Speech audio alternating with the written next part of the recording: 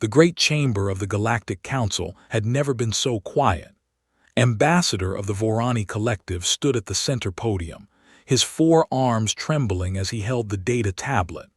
Around him, representatives from 1,200 species sat in their designated seats, their eyes and optical sensors all fixed on him.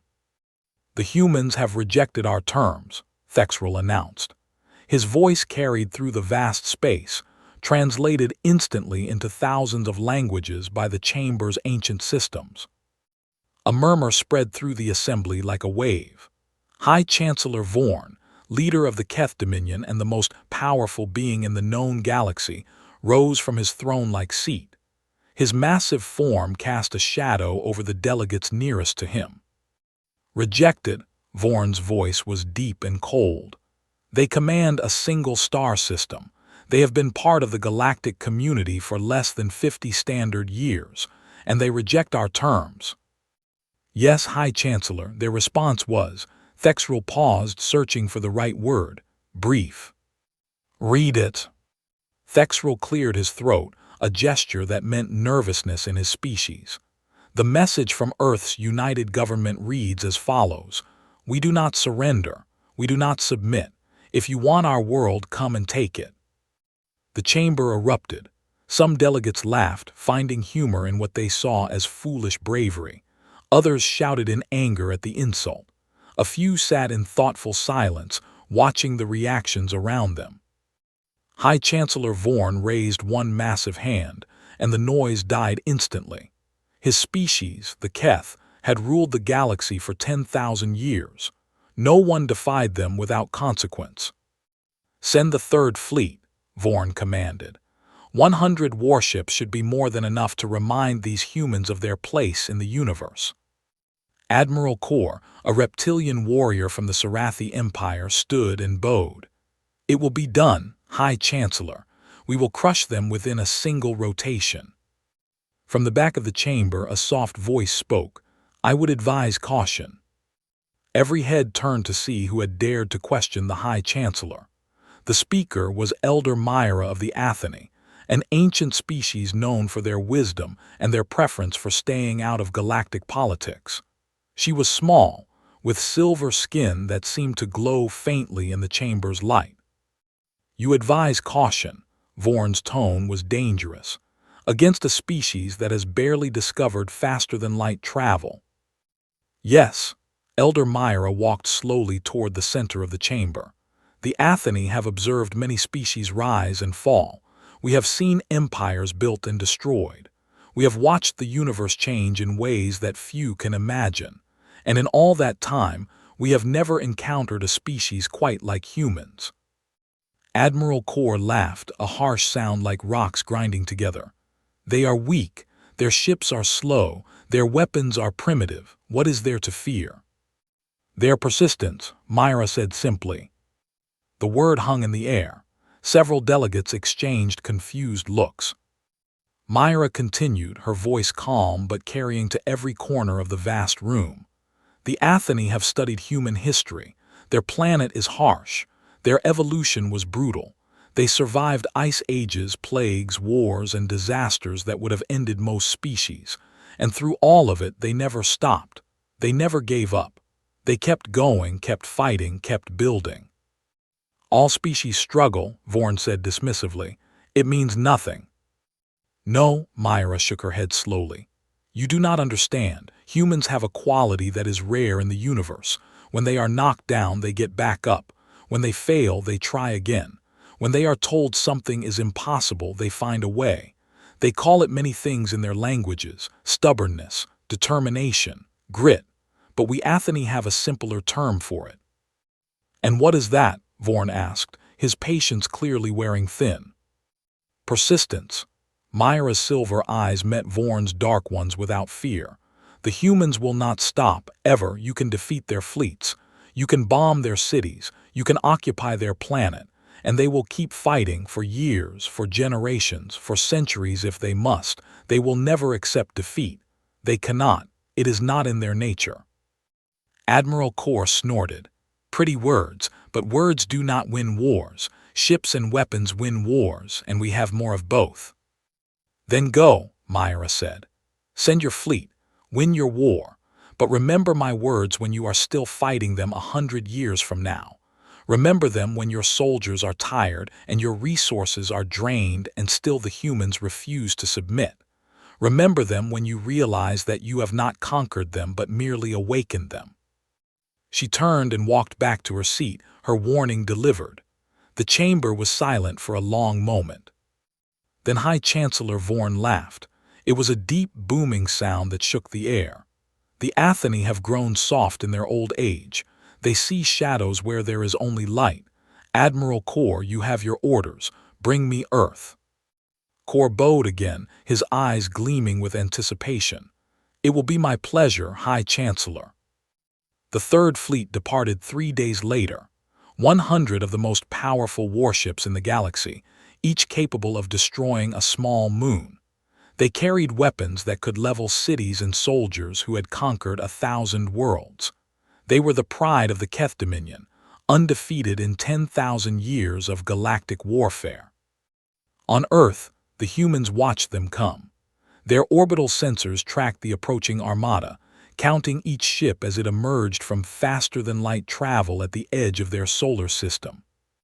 President Chen stood in the command center beneath the Rocky Mountains, surrounded by generals and advisors. The main screen showed the enemy fleet, a cloud of death moving steadily toward their world.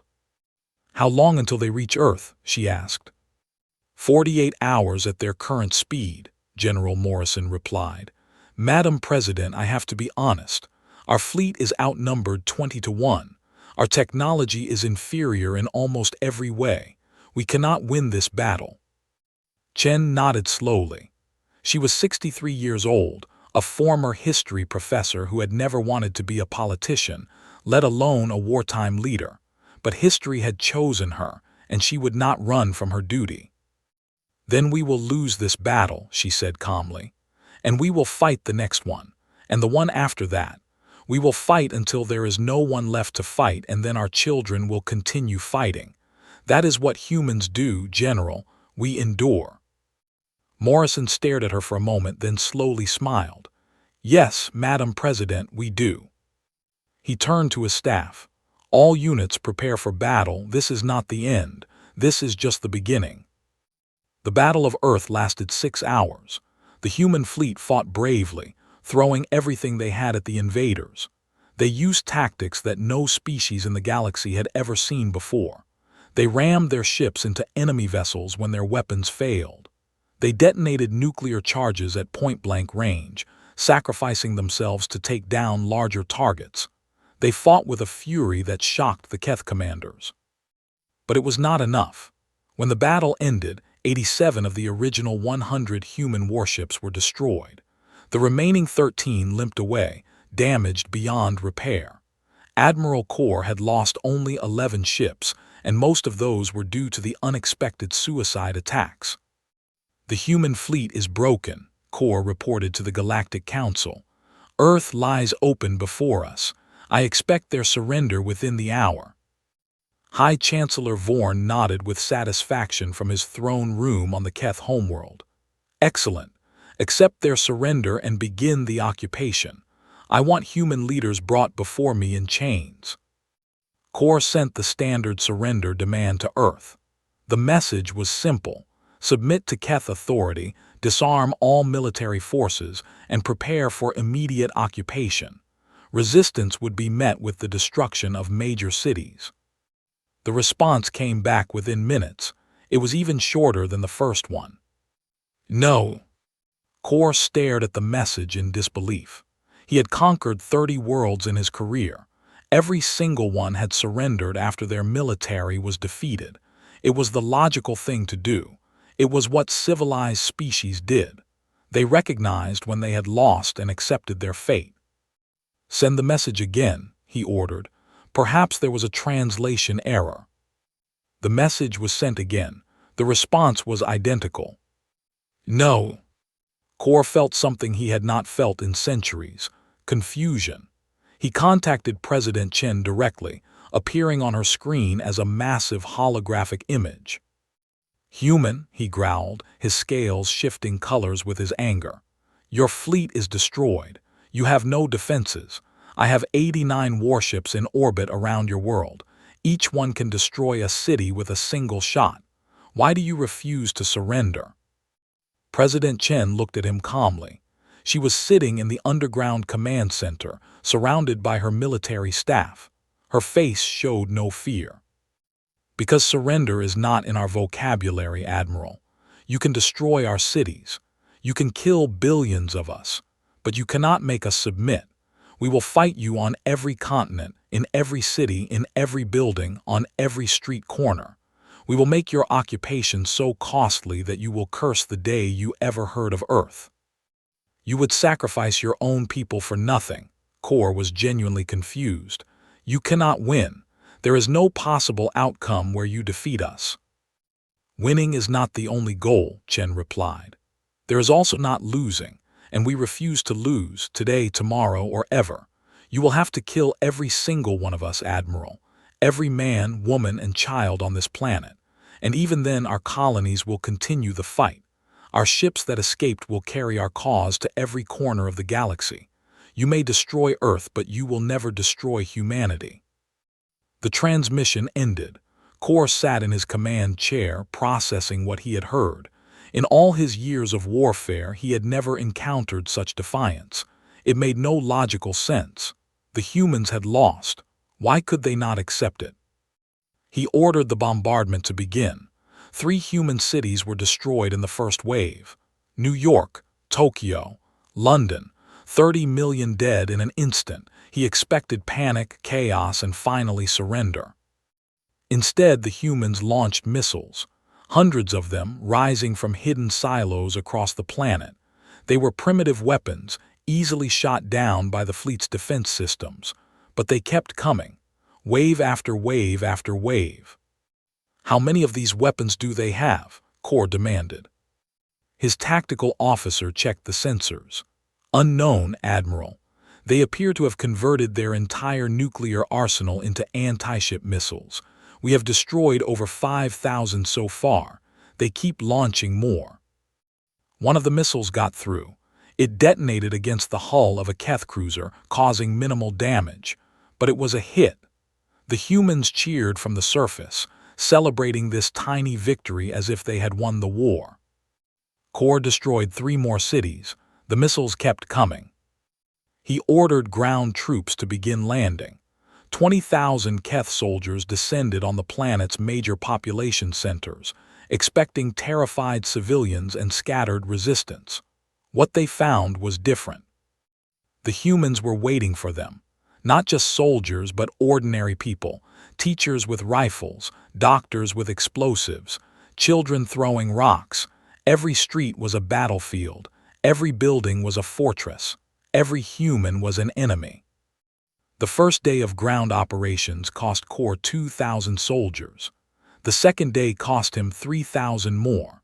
By the end of the first week, he had lost a quarter of his ground forces and had only managed to secure a few square miles of territory. And the humans showed no signs of stopping. Kor sent a report to the Galactic Council. The humans are difficult, he admitted. They refuse to accept defeat. They fight even when fighting serves no purpose. I have destroyed 6 of their major cities and killed over 100 million of their population. They respond by fighting harder. High Chancellor Vorn was displeased. You have the most powerful fleet in the galaxy, Admiral. Use it, break them. I am trying, High Chancellor, but every time I think I have broken them, they find a new way to resist. They are using tactics I have never seen. They hide among civilians. They attack and then disappear. They sacrifice themselves to take out single soldiers. They have no fear of death. Elder Myra, who had been silent throughout the meeting, spoke up. I warned you, High Chancellor. The humans do not think like other species. They do not calculate the odds and make rational decisions. They fight because fighting is what they do. It is encoded in their very biology. Then we will destroy their biology, Vorn snapped. Admiral Kor, you are authorized to use extinction-level weapons. Wipe them out entirely if you must. I want this planet under our control within one standard month." Kor hesitated. "High Chancellor, if we destroy the planet's biosphere, it will be useless to us. There will be nothing to occupy."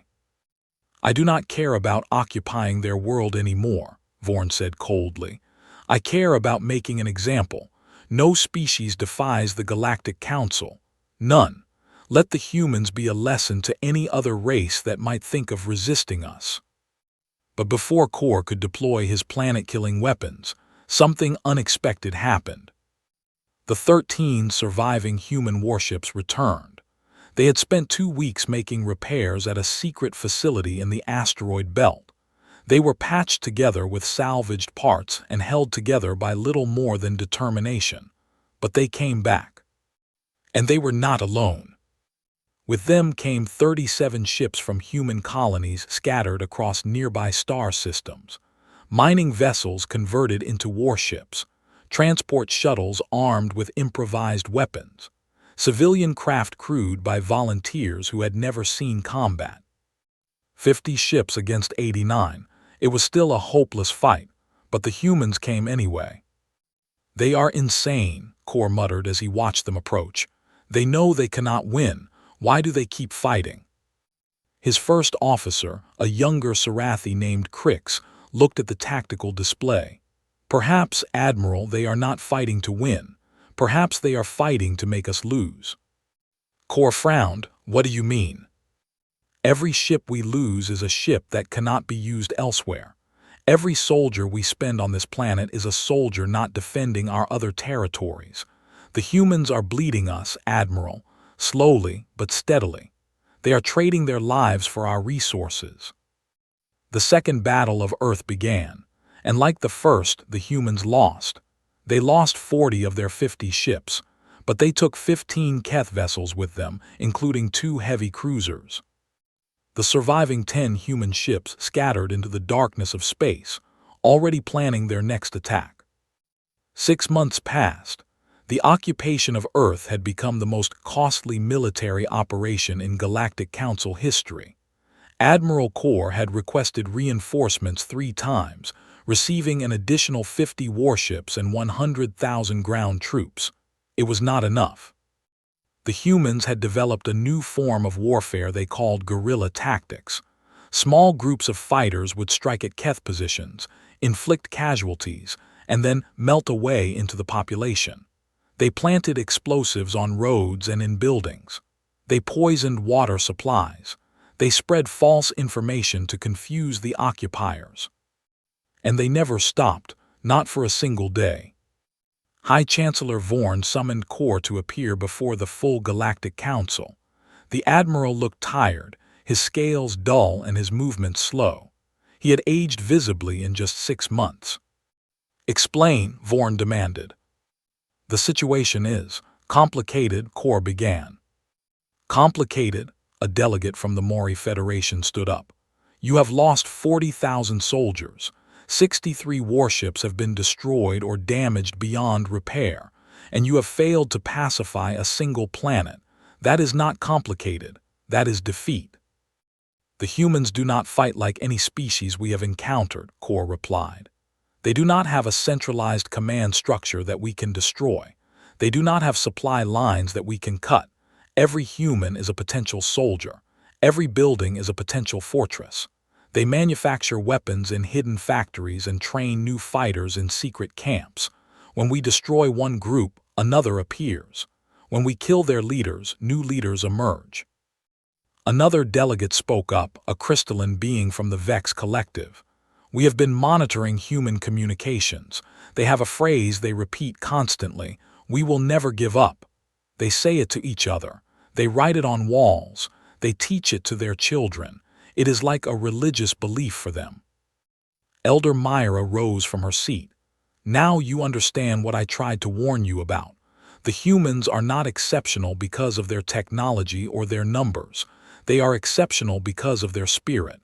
They have a quality that cannot be measured or quantified. They simply refuse to accept defeat. It is not a strategy. It is who they are." "Then we will break their spirit," Vorn declared. We will destroy their world completely, turn it into a lifeless rock. Let that be the fate of any species that defies us." "That will not work," Myra said calmly. "Why not?" "Because there are millions of humans in colonies throughout the galaxy. If you destroy Earth, they will not surrender. They will swear eternal vengeance. They will dedicate their entire civilization to your destruction. They will become a plague that spreads across the stars, striking at your territories, your supply lines, your homeworlds. They will teach their children to hate you and their children's children. 1,000 years from now, humans will still be hunting Keth." The chamber fell silent. The delegates looked at each other with growing unease. Ambassador Thexrel, who had delivered the original human message, spoke up. "There is also another consideration. The humans have been broadcasting their resistance across all frequencies. Every species in the galaxy knows what is happening on Earth. Some are beginning to question whether the Council is as powerful as we claim." "What do you mean?" Vorn's voice was dangerous. "We have received reports of unrest in several territories. The Rin Syndicate has refused to pay their tribute this quarter. The Hollow Worlds have expelled our diplomatic mission. 3 species in the Outer Rim have formed an alliance and are demanding renegotiation of their treaties." Thexrel paused. "They are watching the humans resist us, and they are beginning to wonder if they could do the same." The implications hung heavy in the air. The Galactic Council had maintained its power for 10,000 years through a simple calculation. Resistance was futile, so species did not resist. But the humans were showing that resistance was possible, that even a small, primitive species could make the mighty council bleed. And others were starting to take notice. "We cannot afford to show weakness," Vorn said, but his voice had lost some of its certainty. "If we back down now, we will face rebellions across the galaxy." "And if we continue," Elder Myra replied, "we will spend the next century fighting an unwinnable war while our other territories slip away. The humans have already won, High Chancellor. They have proven that the Council can be defied. The only question now is how much more you are willing to lose before you accept that fact." Vorn said nothing. For the first time in his long reign, he had no response. On Earth, the resistance continued. They had lost half their population. Their cities were ruins. Their fields were ash. But every night, hidden radios broadcast the same message to the stars. "Earth still stands. We still fight. We will never surrender." In the underground bunkers beneath what had once been Switzerland, President Chen was dead. She had died in a bombing 3 months ago. But the resistance had simply elected a new leader, a former construction worker named Marcus Webb who had lost his entire family in the first attack. "Status report," Webb demanded. His intelligence officer, a young woman named Sarah Kim who had been a college student when the invasion began, pulled up a holographic display. "Our forces launched 47 attacks in the past week. We destroyed 3 Keth supply depots, assassinated 2 high-ranking officers, and downed a troop transport carrying 500 soldiers. Our losses: 212 dead, 89 captured." Webb nodded. It was a good exchange rate, better than usual. "What about the colonies?" "The fleet has grown to 73 ships. Still mostly converted civilian vessels, but the engineering teams have made significant upgrades. They conducted 2 raids on Keth supply convoys last week, both successful." A communication officer interrupted. "Sir, we are receiving a transmission from the Galactic Council. They are requesting a ceasefire to discuss terms." The bunker went silent. Webb looked around at his staff, at these ordinary people who had become warriors. He saw the surprise in their eyes and something else: hope. "Put them through," he said. The image of Ambassador appeared on the main screen. He looked nervous, his 4 arms clasped tightly in front of him. "Human leaders," Thexrel began, "the Galactic Council wishes to propose a cessation of hostilities. We are prepared to discuss the withdrawal of our forces from your planet." Webb felt his heart race, but he kept his face neutral. I am listening. The Council proposes the following terms. We will remove all military forces from Earth and its solar system. Humanity will be granted full membership in the Galactic Council as an independent species. All prisoners on both sides will be returned. In exchange, you will cease all hostile actions against Council territories and agree to a non-aggression treaty. Webb was silent for a long moment. These were not surrender terms. These were peace terms, terms between equals. You want peace, he said slowly. After everything you have done, all the cities you destroyed, all the people you killed, you want us to just forget and move on. Thexrel shifted uncomfortably. I understand your anger, human, but continued conflict serves neither of our interests. The Council is prepared to offer reparations, resources to help rebuild your world, technology to advance your civilization. And what guarantee do we have that you will not attack us again? The treaty will be witnessed by all 1,200 member species. Any violation would mean war with the entire galaxy. Webb looked at his staff. Sarah Kim nodded slightly. So did the others. They were tired. They had been fighting for 6 months, losing friends and family every day. The chance to end it, to save what remained of their people, was too valuable to reject out of pride. We will consider your offer, Webb said. But understand this, Ambassador. We are not accepting peace because we are tired of fighting. We are accepting it because we choose to. And if you ever threaten us again, you will learn that our persistence has no limit. We will fight you for 1,000 years if we must. Make sure the Council understands that. Thexrel bowed his head. I believe they already do, human. I believe they already do. The peace treaty was signed 3 weeks later in the ruins of Geneva. Representatives from every species in the Galactic Council attended, making it the largest diplomatic gathering in the history of the known universe. They came not to celebrate victory, but to witness something unprecedented. A small, primitive species had fought the greatest power in the galaxy to a standstill. High Chancellor Vorn did not attend personally. He sent a deputy instead, claiming urgent business elsewhere. Everyone knew the truth. He could not bear to face the humans who had humiliated him. Elder Myra was there, however. She walked through the burned streets of the old city, observing the humans who had survived the war. They were thin and scarred, their clothes ragged and their eyes haunted, but they stood tall. They looked at the alien visitors without fear. She found Marcus Webb standing before the monument that had been erected for President Chen and the other leaders who had died. He looked tired beyond words, but there was a fire in his eyes that she recognized. Human, she said softly. He turned to face her.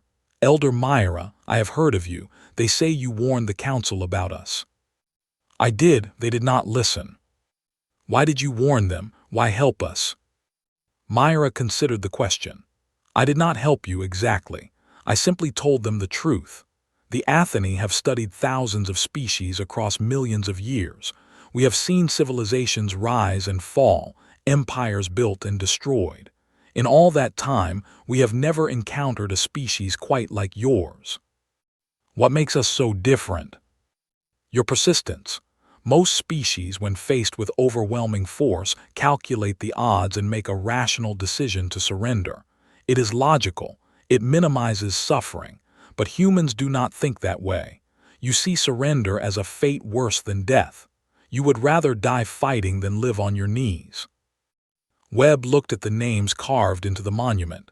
Many of us did die, 4 billion people, more than half our species. Yes, and yet the survivors are not broken. They are angry. They are determined. They are already planning how to rebuild and grow stronger. In another species, such losses would lead to despair and extinction. In humans, it leads to resolve. Is that a good thing? Myra tilted her head, a gesture that meant uncertainty in her species. I do not know. Your persistence is both your greatest strength and your greatest danger. It will drive you to accomplish things that other species cannot imagine. but it may also drive you to conflicts that could have been avoided. Webb nodded slowly. We are aware of our nature, Elder.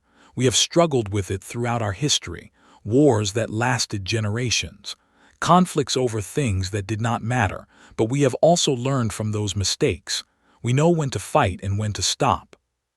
Do you? We are accepting this peace, are we not?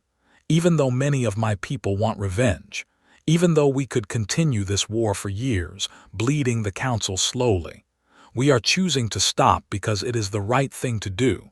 That is also part of who we are. Myra smiled, an expression she had learned from studying human behavior. Perhaps there is hope for you after all, human. Perhaps your species will learn to channel your persistence into creation rather than destruction. We will try, Webb said. That is all any of us can do. Try, fail, and try again. The signing ceremony took place in the afternoon. Marcus Webb signed on behalf of humanity, his hand steady despite the weight of the moment. Ambassador Thexrel signed on behalf of the Galactic Council, his 4 hands trembling slightly. When it was done, the crowd of human survivors who had gathered to watch erupted in cheers. They hugged each other, crying and laughing at the same time. 6 months of horror were over. They had won. Not a military victory, but something more important. They had survived. Admiral Kor watched the ceremony from orbit aboard his flagship. He had requested permission to attend, but it had been denied. The council did not want him visible at what they were already calling the greatest diplomatic failure in their history. His first officer, Crix, stood beside him. What will happen to us now, Admiral? Kor shook his head. I do not know. The High Chancellor will need someone to blame for this disaster. I expect that person will be me. That is not fair. You followed your orders. You did everything correctly. The humans were simply unlike anything we had ever faced. Fair or not, it is how politics works. Someone must be held responsible for the loss of 63 warships and 100,000 soldiers, for the damage to the Council's reputation, for the unrest spreading through our territories. Kor turned away from the viewport. But I do not regret the experience, Crix. You do not. No, I have learned something valuable. I have learned that there are forces in the universe more powerful than ships and weapons. The human spirit cannot be conquered. It cannot be defeated. It can only be directed. He looked at Crix with something like respect in his eyes. The Council made a mistake trying to subjugate these creatures. They should have been befriended instead. Do you think they will be a threat to us in the future? They will be whatever they choose to be, and that is what makes them dangerous. Most species are predictable. You can calculate what they will do based on their resources and capabilities, but humans do not follow calculations. They make their own rules. They refuse to accept limitations. Kor paused.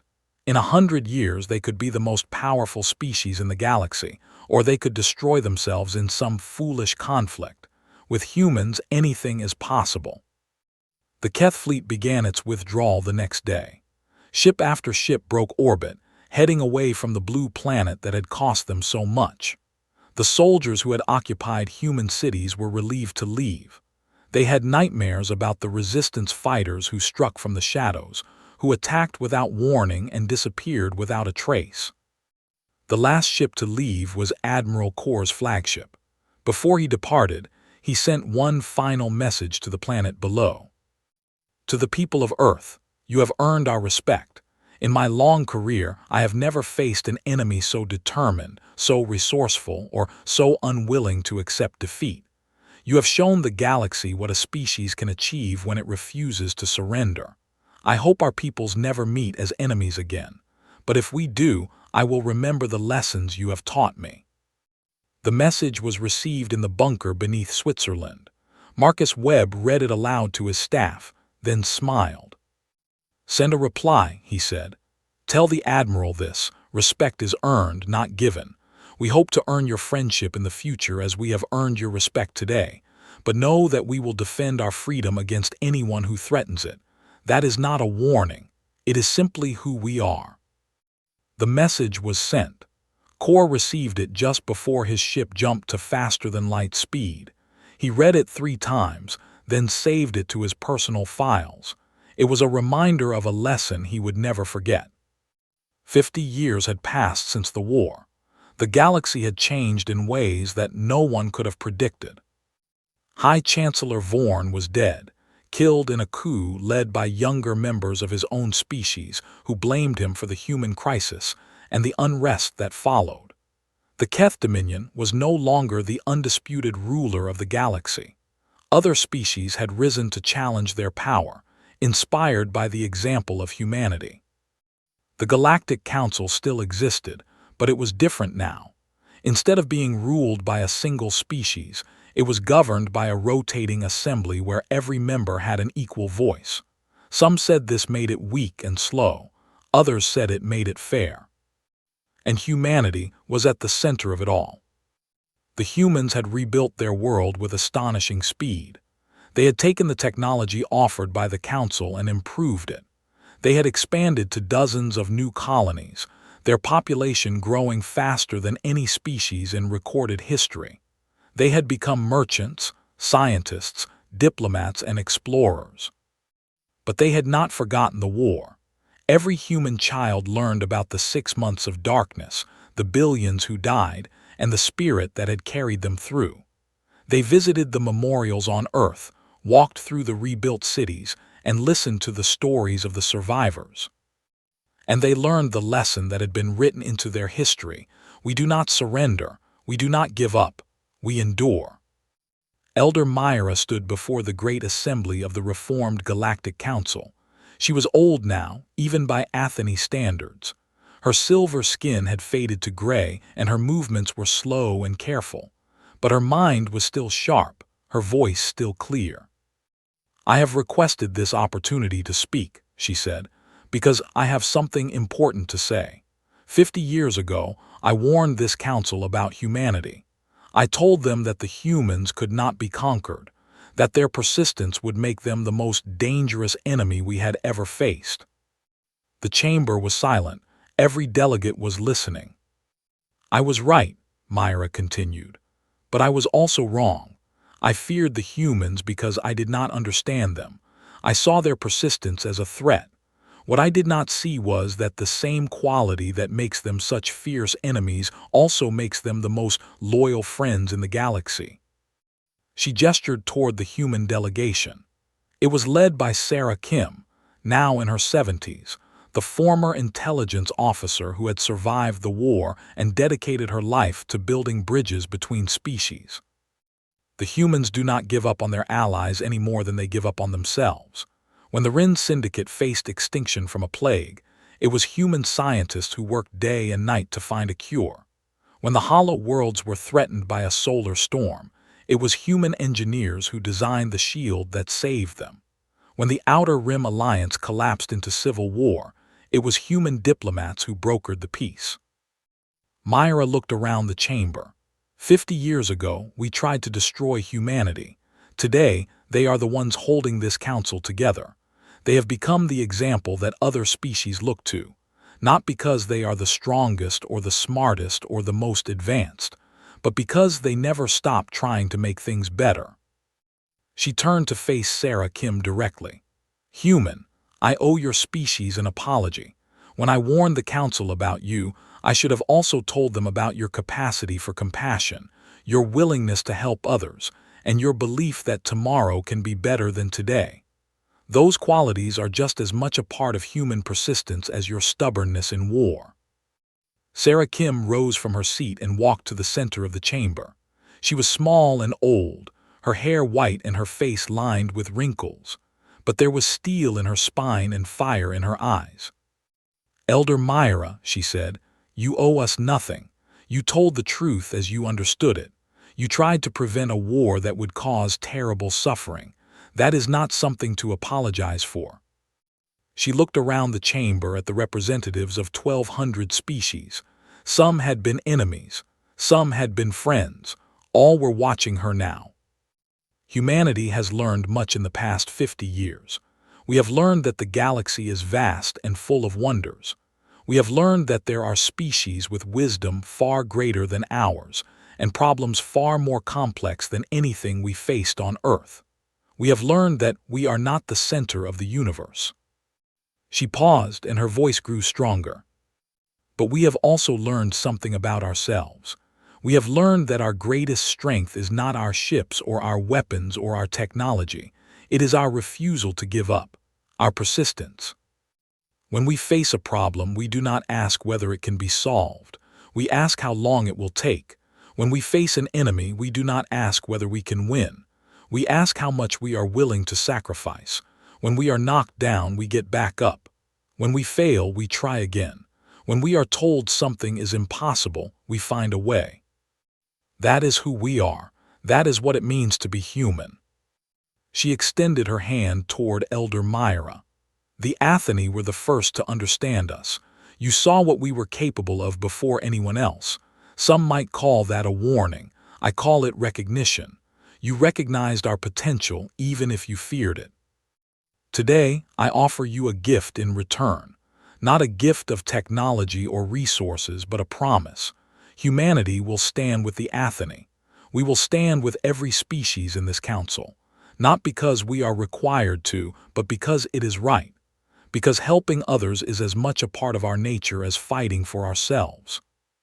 Myra took Sarah's hand. Her silver skin felt cool against the human's warm fingers. The galaxy is a better place with humanity in it, Myra said. I did not believe that 50 years ago. I believe it now. The chamber erupted in applause. Delegates from hundreds of species rose to their feet, acknowledging the bond between two species that had once been strangers. Far away, on the rebuilt streets of New Geneva, a young human child was asking her grandmother about the monuments that filled the city. Who were these people? The child asked, looking at the names carved in stone. They were heroes, the grandmother replied. They fought so that we could be free. Did they win? They survived, and that was enough. The child thought about this for a moment. Why did they keep fighting when they could not win? The grandmother smiled and took her grandchild's hand. Because that is what humans do, my dear. We never give up.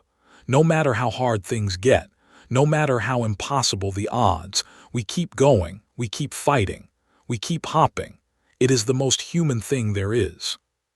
Above them, the stars shone bright in the evening sky. Among them were human colonies, human ships, and human dreams spreading across the galaxy. And everywhere they went, the humans carried with them the lesson that had been written in blood and fire on the surface of Earth. Persistence is power. The will to continue is the will to prevail, and the species that never gives up can never truly be defeated. The Galactic Council had feared human persistence more than their advanced military arsenal, and in the end, that fear had been justified, not because humans destroyed their enemies, but because they transformed them. They showed the galaxy that there was another way, that determination and hope could accomplish more than force ever could. And that was the most human victory of all.